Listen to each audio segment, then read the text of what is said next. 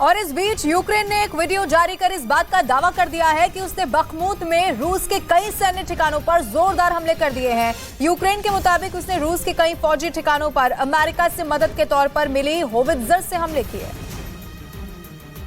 जिससे वहां खलबली मच गई।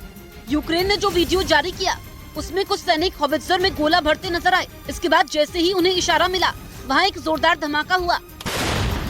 यूक्रेन ने दावा किया कि उसने इस हमले में रूस के कई फौजी ठिकानों पर एकदम सटीक वार किए, जिससे वो बर्बाद हो गए। Ворог стягує сили на напрямки, він хоче все-таки закріпитися, але इस बीच यूक्रेन ने कुछ इलाकों में ड्रोन से हमले भी किए।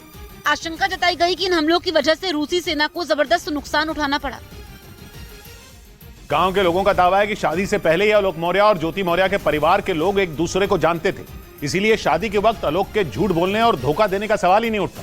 2009 में आलोक मौर्य की पंचायती राज विभाग में सफाई कर्मचारी के तौर पर नौकरी लगी थी और उसके अगले साल यानी 2010 में आलोक के घर वालों ने उनकी शादी वाराणसी की रहने वाली ज्योति मौर्य से करा दी। आलोक मौर्य के गांव के लोगों का कहना है कि दोनों के घर वाले एक दूसरे को पहले से ही जानते थे, क्योंकि आलोक के चाचा दरोगा थे और उनकी तैनाती उस दौरान ज्योति के गांव में थी। इसी वजह से दोनों परिवार एक दूसरे को अच्छी तरह से जानते थे और ज्योति और आलोक को भी एक दूसरे के बारे में सारी जानकारी थी। आलोक और ज्योति का परिचय पहले से था। आलोक के चचा उसके बगल में रहते थे, उनके परिवार के बगल में रहते थे। गांव के लोगों का ये भी कहना है कि आलोक और ज्योति दूर के रिश्तेदार हैं। दोनों का परिवार गरीब था और सब कुछ जानने समझने के बाद ही दोनों परिवारों के बीच रिश्ता हुआ था।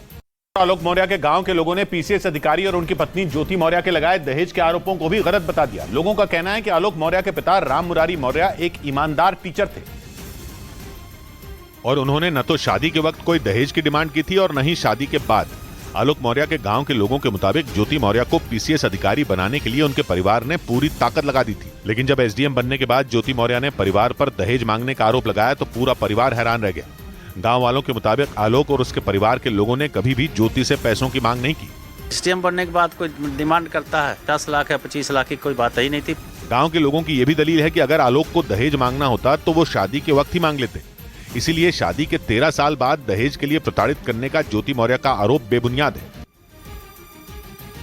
और इधर पश्चिम एशिया के देश लेबनान से दिल दहला देने वाला एक वीडियो सामने आया। वहां बेका वैली इलाके की एक मस्जिद में एक सिरफिरे ने गोलीबारी कर दी, जिससे एक आदमी की मौत हो गई। आरोप यह है कि फायरिंग करने वाले ने वहां रहने वाले सीरिया के लोगों को ही निशाना बना दिया और लेबनान की बेका वैली में मौजूद उस मस्जिद में घुसकर अंधाधुंध गोलियां बरसाई, जिससे एक आदमी की मौत हो गई और करीब 5 लोग बुरी तरह घायल हो गए। في شخص ساكن هون جماعة مصلي جوا بعد ما خلصوا الصلاة دغري خلصوا أما طلع قوس على البناية। आरोप है कि फायरिंग करने वाले शख्स ने सीरियाई मूल के लोगों को निशाना बनाया। उस इलाके में करीब 1 लाख से ज्यादा सीरिया के लोग रहते हैं।